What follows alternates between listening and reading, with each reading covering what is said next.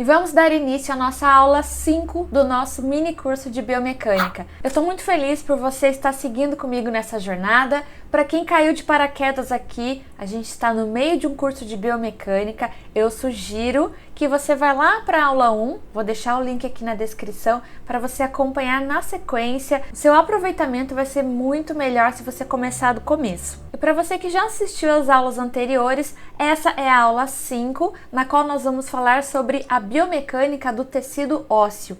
E tem muito assunto interessante para a gente abordar nessa aula. Nessa aula eu vou falar sobre a composição, a estrutura do tecido ósseo, como ele cresce, como ele se desenvolve, como ele responde aos estresses mecânicos que são impostos a ele, o que é a hipertrofia e a atrofia óssea, o que acontece com os nossos ossos com o passar da idade e quais são os cuidados que a gente tem que ter para evitar doenças como a osteoporose e as fraturas. Tá imperdível, vem comigo!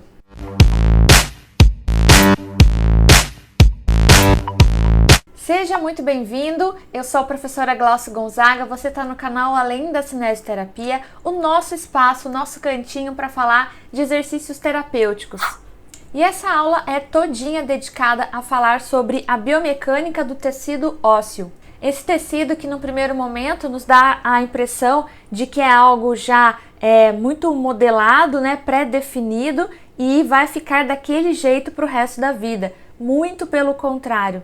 O osso é um tecido bastante dinâmico e a gente vai ver na aula de hoje o quanto ele é capaz de se adaptar às diferentes condições que são impostas a ele. Nós temos exercícios que podem mudar o formato, o modelo desse osso. Nós podemos dar aqui como exemplos os exercícios físicos, o fator nutricional, o estilo de vida da pessoa. Existem vários fatores, os hormônios também, que vão interferir na dinâmica, na fisiologia do tecido ósseo, podendo fazer com que ele sofra uma hipertrofia ou uma atrofia. Essas condições, aliadas ao fator genético, também podem predispor o indivíduo a desenvolver a osteoporose, uma doença reumática que é caracterizada pela diminuição da densidade do osso. Ao final dessa aula, tudo isso vai ficar muito mais claro. Então vamos começar com o nosso conteúdo. O nosso curso é de biomecânica, portanto, eu vou falar do tecido ósseo, dando ênfase para suas funções mecânicas. Ele tem várias outras funções além dessas, tá bom?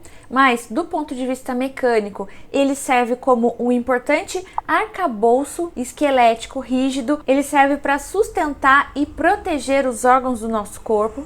Então a gente pode falar, por exemplo, do gradil costal, que é composto pelas costelas, que são grades mesmo, que existem para proteger órgãos como o coração, os pulmões. Nós temos a pelve, formada ali pelos ossos íleo, isquio e pubis, que vão sustentar diversos órgãos também do sistema geniturinário, do sistema digestório. Então, basicamente, ele serve para sustentar e proteger diversas estruturas do nosso corpo. Além disso, os ossos também funcionam como importantes alavancas. Mas eu não vou entrar nesse detalhe nessa aula, porque a próxima aula, olha, já estou dando um spoiler aqui, a aula 6 do nosso mini curso é exclusivamente sobre esse tema. Na próxima aula eu vou falar sobre as 3 classes de alavancas e exemplos de alavancas no corpo humano. E olha como o nosso corpo é perfeito, né? A gente tem ali então o tecido ósseo, com uma composição, que eu já vou explicar adiante, mas que basicamente é feito por um material resistente do ponto de vista mecânico, suporta uma quantidade relativamente grande de estresses, porém é um material que também consegue ter um peso relativamente leve. Se a gente fizer uma comparação com materiais da natureza, a gente tem materiais como a madeira, que são materiais resistentes, mas são materiais mais pesados, mais densos. Inclusive, quando a gente fala de próteses, principalmente de membros inferiores, para aqueles indivíduos amputados, transfemorais, transtibiais, a ideia das pessoas que projetam as próteses é justamente encontrar materiais que tenham características muito similares às dos nossos ossos, ou seja, são materiais que têm que atender essas demandas, têm que ser resistentes do ponto de vista mecânico e ao mesmo tempo têm que ser leves, para que essa pessoa consiga andar, consiga deslocar o seu corpo com aquela prótese sem ter que fazer muito esforço. O osso tem, portanto, essas características ótimas que favorecem a nossa locomoção, além de sustentar adequadamente as nossas estruturas e também servir como um elemento ideal de proteção. E do que o nosso osso é feito? Bom, se nós analisarmos os componentes do tecido ósseo, nós veremos que a imensa maioria, cerca de 70% do nosso osso, é composto de dois elementos, que são o carbonato de cálcio e o fosfato de cálcio. Se a gente considerar o peso do osso seco, a gente vai ver que esses dois elementos correspondem de 60% a 70% desse osso. E são esses dois elementos, em sua maior parte, os responsáveis por conferir ao osso uma característica de rigidez e permitem a ele também ser capaz de suportar uma grande resistência compressiva.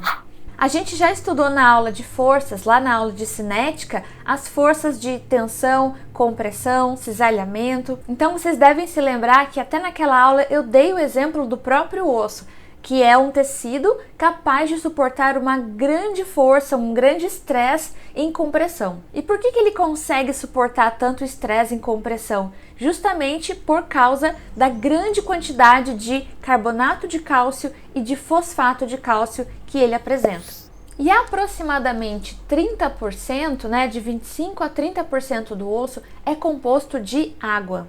E essa água tem um papel fundamental no transporte de íons, ela vai levar nutrientes, ela vai fazer toda essa manutenção desse tecido ósseo ao longo da vida. Nós também temos diversos minerais que compõem o tecido ósseo, o magnésio, o sódio, o fluoreto estão presentes no osso e exercem importantes funções estruturais e metabólicas. Quando a gente estuda os aspectos de crescimento e desenvolvimento ósseo, a gente percebe o quão importantes são esses minerais em todo esse contexto. E por fim, o osso também apresenta colágeno na sua composição. O colágeno é uma proteína que vai conferir ao osso uma certa flexibilidade e também vai dar a ele uma certa capacidade de resistir a tensões. Então a resistência tensiva do osso é conferida graças à presença de colágeno, enquanto que a resistência compressiva dele se dá através do carbonato de cálcio e do fosfato de cálcio. Nosso osso funciona também como uma reserva de cálcio, ou seja, se a alimentação está sendo muito pobre em cálcio, o osso começa a se desprender, ele começa a liberar cálcio na circulação para que ele realize determinadas funções fisiológicas. E por outro lado também, se o aporte, se o fator nutricional está ok, se a pessoa está se alimentando bem de cálcio, ele vai ser armazenado nesse tecido ósseo. Então, se está chegando bastante cálcio, ele consegue usar para suas atividades diárias e além disso consegue estocar.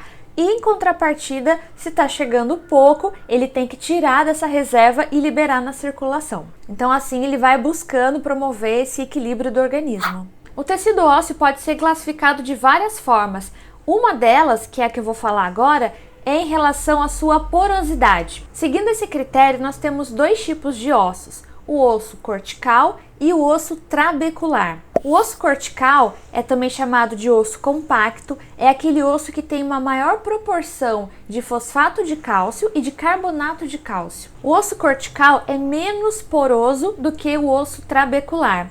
A gente até vê nos exames de imagem uma diferença, a gente consegue perceber a região cortical sendo aquela cor, ele aparece no exame de imagem de uma maneira mais esbranquiçada, um branco mais forte, mais intenso, em comparação ao osso trabecular. E é o osso que fica na extremidade, ele fica na periferia do osso. Ele está localizado estrategicamente nessas regiões porque é um osso que precisa suportar maior estresse.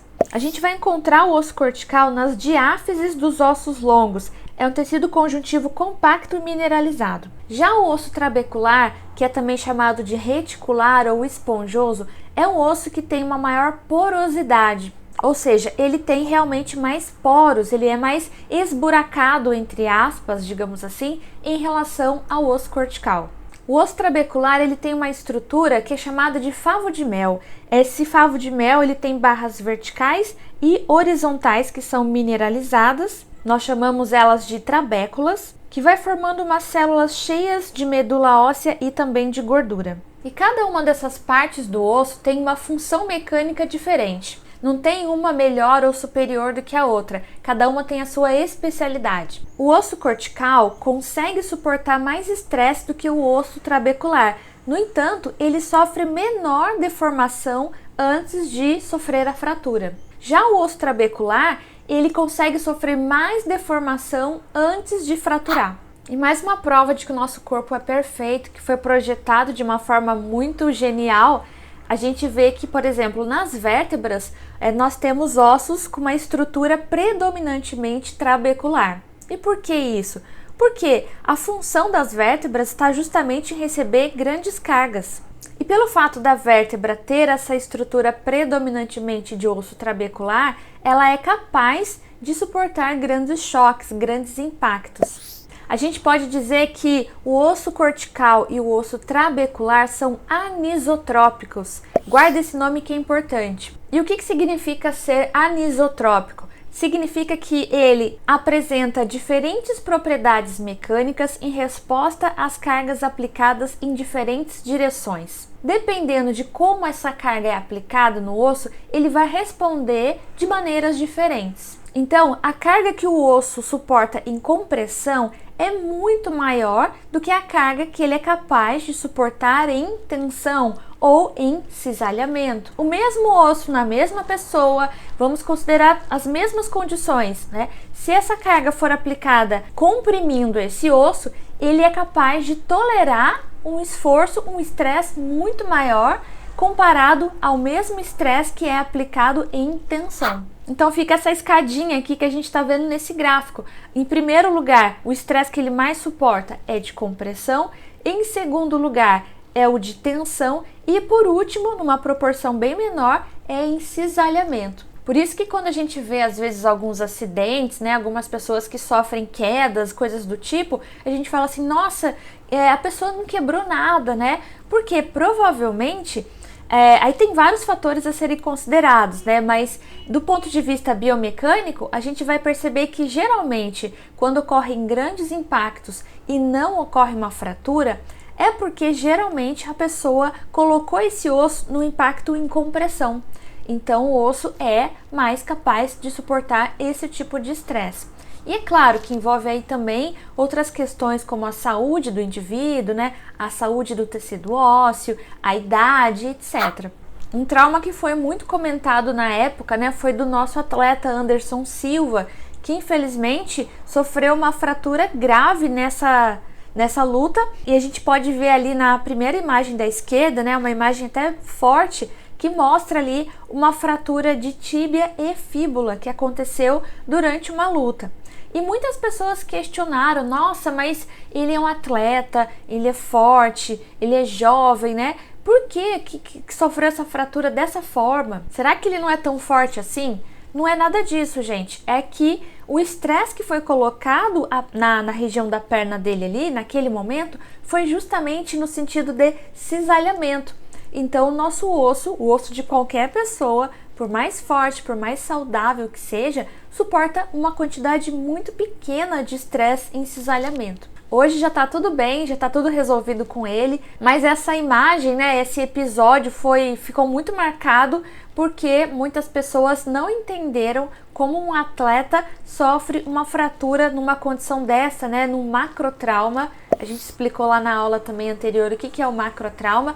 Um único evento, numa alta intensidade, já sendo capaz de produzir uma lesão tecidual, uma grande lesão nesse caso. Isso nos ajuda a lembrar então que o osso consegue aguentar muito mais estresses em compressão do que em cisalhamento. E a nossa anatomia humana é bastante complexa. A gente tem diversos tipos de ossos com tamanhos, com formatos diferentes. Será que todos eles suportam estresses da mesma forma? Não, até porque o formato do osso vai interferir nessa questão também. Então nós temos, por exemplo, os ossos longos, e aí tem o exemplo do fêmur, tem da tíbia, da fíbula, do rádio, da ulna, né? Eles servem para suportar o peso corporal. Então, principalmente tíbia e fêmur são os ossos principais que realizam essa função. Mas nós também temos outros ossos longos que são responsáveis por facilitar algum tipo de movimento. Então a gente tem o exemplo do rádio e da ulna, que são dois ossos da região do antebraço. Então em nós humanos, eles não servem para suportar o peso corporal, mas eles vão facilitar diversos tipos de movimentos. Nós temos também os ossos curtos, que já têm uma função bastante distinta, são ossos que vão favorecer o deslizamento das estruturas e também nos ajudam a absorver certos choques. E aí a gente pode usar como exemplo os ossos do carpo, os 8 ossos do carpo: escafoide, semilunar, piramidal, pisiforme, trapézio, trapezoide, captato e amato, assim como os ossos do tarso. Nós temos também os ossos planos, como por exemplo a escápula, que vão servir para inserções de um grande número de músculos, também servem para proteger certas regiões corporais. Nós temos ainda ossos irregulares que podem ter algumas funções especiais, específicas no corpo humano, como por exemplo as vértebras. As vértebras têm uma função muito peculiar, que é de servir como um túnel para a medula espinhal, que é uma estrutura nobre do sistema nervoso. Também vão servir como sustentação, também vão servir como ponto de inserção de vários músculos e ligamentos. E sobre o nosso crescimento e desenvolvimento ósseo, ele começa muito antes do que a gente imagina. Lá no ventre materno, o osso já está crescendo, já está com seu metabolismo a 1000 por hora, e ele vai se desenvolver até aproximadamente os 18 anos de idade. Então, depois dos 20 anos de idade, a gente não deve alimentar muita esperança de que vai crescer muito além daquilo que a gente já apresenta de estatura. Isso pelo menos em relação ao crescimento longitudinal, mas também o osso apresenta um crescimento circunferencial. E esse sim, esse a gente tem mais esperança, porque ele pode crescer pela maior parte da vida. Mas o crescimento circunferencial não é um crescimento que vai nos conferir uma maior estatura. Ele pode nos garantir ossos mais fortes, o que é excelente também. Então, nesse período até os 18 anos de idade, nós temos as placas epifisárias, as epífises, que são cartilagens, são discos cartilaginosos que ficam na extremidade dos ossos longos. Então a epífise é como se fosse uma fábrica de osso. Se a gente pudesse analisá-la ali, a diáfise, que está muito pertinho dela, está ali o tempo todo em constante trabalho, produzindo células ósseas. E aí então, quando a gente chega à próxima idade de 18, 20 anos, essa placa desaparece, acontece a fusão do osso e aí o crescimento se encerra. Agora, em relação ao crescimento da circunferência do osso, esse vai continuar por um período um pouco maior, até a idade adulta principalmente. Então, a parte interna do periósteo vai trabalhando ali de acordo com as demandas, hormônios, fatores nutricionais, exercício, e podem fazer com que essa circunferência do osso cresça ao longo da vida. Então, o formato e o tamanho dos ossos vão se modificando de acordo com os estresses que são colocados a ele. E a gente tem aí duas células que são dois personagens principais quando a gente fala desse crescimento do osso, que são os osteoblastos e os osteoclastos. Se a gente está falando de uma pessoa adulta, saudável, com ossos fortes, a atividade de osteoblastos e osteoclastos é bem equilibrada.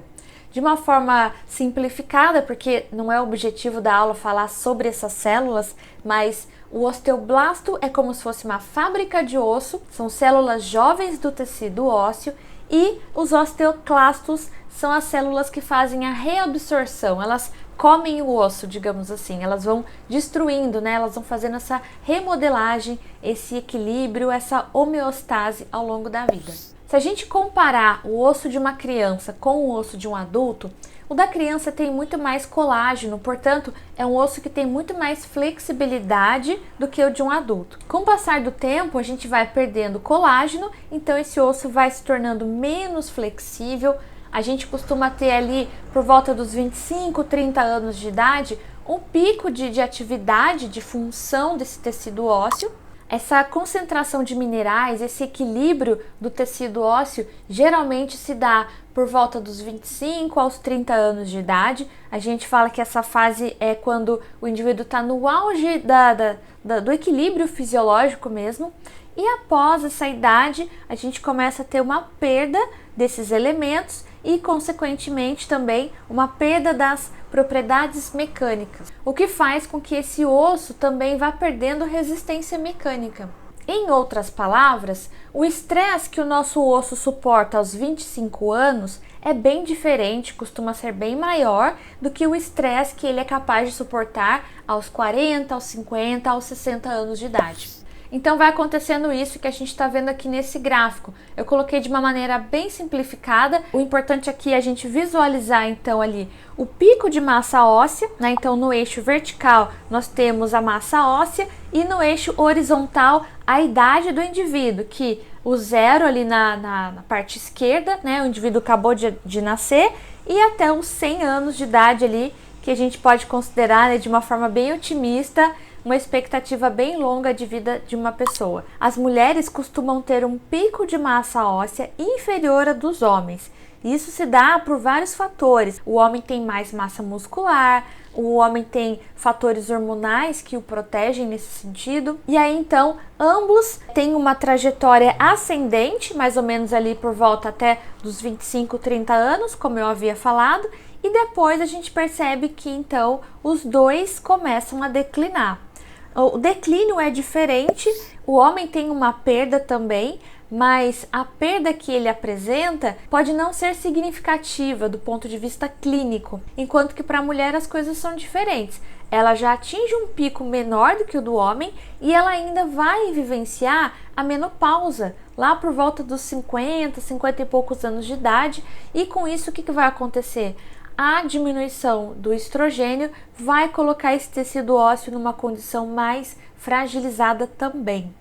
Então, por isso que a gente observa ali que na queda do gráfico, a queda do homem é mais retinha ali, né? Enquanto que a da mulher tem ali um valezinho ali que faz com que a mulher tenha mais propensão a desenvolver osteoporose comparada ao homem. Existe tratamento, reposição hormonal, enfim, aí é preciso fazer um acompanhamento médico para não deixar isso virar algo patológico, preocupante. Mas uma observação que eu não posso deixar de fazer aqui também.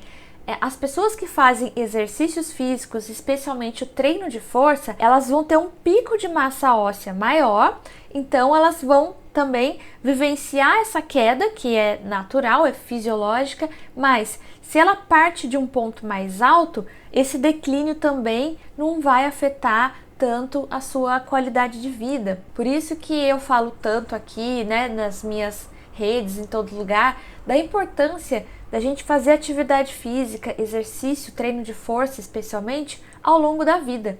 Porque o jovem que faz o treino de força, ele faz com que essa massa óssea atinja valores mais altos na juventude, e depois, quando ocorrer o declínio natural, essa perda não vai trazer tantos impactos negativos na sua saúde. Então, depois de tudo isso que a gente já viu, ficou muito claro que o osso é um material extremamente dinâmico, né? Ele só dá a impressão de que é alguma coisa ali parada, sem muita função, mas na verdade ele está em constante remodelamento. E aqui tem uma balancinha que eu gosto muito de usar nesse momento, porque é exatamente isso que está acontecendo ali na fisiologia, na fisiopatologia do tecido ósseo. A gente precisa ter um equilíbrio no indivíduo adulto saudável. Essa balancinha está equilibrada. Osteoblastos e osteoclastos estão trabalhando de uma maneira harmônica. Agora, para a gente ter um aumento da massa óssea, o osteoblasto tem que estar em predomínio nessa balança. Ou seja, a produção, a fábrica de osso tem que estar mais intensa do que a destruição. A gente vê essa balancinha desse jeito como está na imagem nas crianças, nos adolescentes. Depois, na idade adulta, ela fica mais equilibrada, e depois dos 25, 30 anos é a hora que o bicho pega, porque essa balança começa a se inverter, e aí são os osteoclastos que ficam lá em cima. Então, quando a gente tem essa balança invertida com osteoclastos predominando sobre os osteoblastos, o que vai acontecer? Uma perda de massa óssea, que pode levar à osteopenia e à osteoporose, que são condições que vão deixar esse osso mais frágil, mais poroso. E existiu um alemão chamado Wolff que em 1892 estudou todo esse fenômeno, então hoje nós temos a conhecida Lei de Wolff. E o que ela diz? Ela fala que a resistência dos ossos aumenta e diminui à medida em que aumentam e diminuem as forças funcionais que atuam sobre esse osso. E aí a gente vê mais uma vez a importância do exercício nas nossas vidas. Do treino de força especificamente aqui, nesse contexto, quando a gente fala de saúde do osso e exercícios, a gente pensa principalmente no treino de força. Por quê? Quando o músculo se contrai, quando ele produz força, ele gera um estresse no tendão e esse tendão retransmite essa força ao osso. Essa força em tensão que é produzida no osso gera um excelente estímulo para a produção de massa óssea, para que ocorra o depósito de cálcio nesse tecido. De uma forma simplificada, eu costumo explicar para os meus pacientes que o exercício de força deixa o osso mais forte. A gente fala muito do músculo forte, mas o osso fica forte nesse pacote também. E isso é fundamental para a nossa saúde. Vamos lembrar desse gráfico aqui de novo. Eu voltei só para lembrar de um ponto importante. Você que está aqui, que é fisioterapeuta, profissional de educação física ou qualquer outro profissional da saúde, lembra o seguinte: o treino de força para aquela sua aluna ou paciente que é mulher, branca, na fase pós-menopausa, é de extrema importância. Às vezes a pessoa não tem um diagnóstico ali, né, declarado para você, talvez porque ela não tenha feito exames, ela não tenha investigado,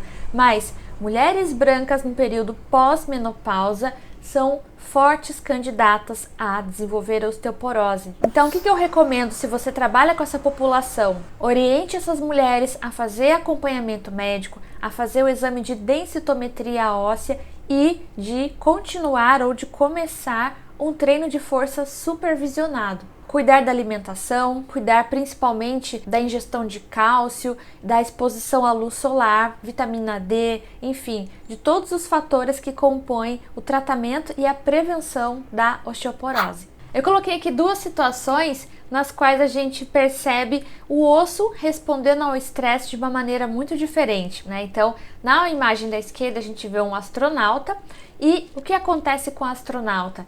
Ele está frequentemente em situações nas quais a gravidade é zero, né? Então, por exemplo, se ele está fazendo treinamento, simulações, né? Se ele está fora da força da gravidade do planeta Terra, ele tem um grande problema com a sua massa óssea. Porque um dos fatores que faz o nosso osso se manter saudável é o fato da gente estar ali imposto à força da gravidade. O fato de nós estarmos aqui sob a ação da gravidade no planeta Terra já oferece uma carga importante às nossas estruturas ósseas que vai ajudar a manter esse osso saudável. Esse metabolismo ósseo se mantém equilibrado também graças à ação da força da gravidade. Esses astronautas, né, e todas as pessoas que ficam fora desse ambiente da gravidade, o que acontece com eles? Eles começam a ter uma perda óssea muito grande.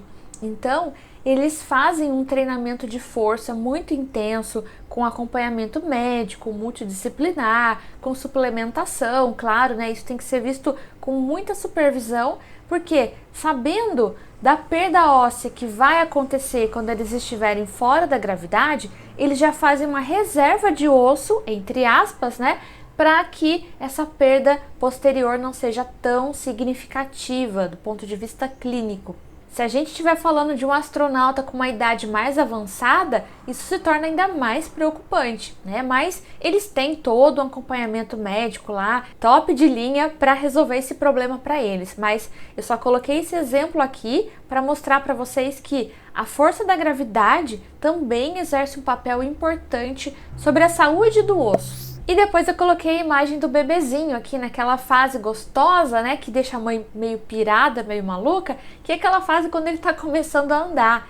Então a gente vê ali que para a saúde do osso também esse é um momento crucial, porque é a hora que esse osso começa a receber cargas em compressão de uma forma mais significativa, e essas cargas também influenciam positivamente no crescimento e desenvolvimento do osso. Quando a gente estuda, quando a gente vê casos de crianças que demoram para começar a andar, ou aquelas criancinhas que, infelizmente, por algum motivo, ficaram acamadas, ficaram imobilizadas, ou seja, elas foram privadas desse período da marcha, né? Ou ele aconteceu de uma forma muito tardia, a gente vê que elas começam a ter prejuízos no seu crescimento ósseo. Por isso também, nesses casos, a gente vai pensar em alternativas de exercícios que podem ser feitos em crianças que estão acamadas. Eu falei aqui especificamente o caso do bebê, da criança, mas o adulto também, né? Quando ele está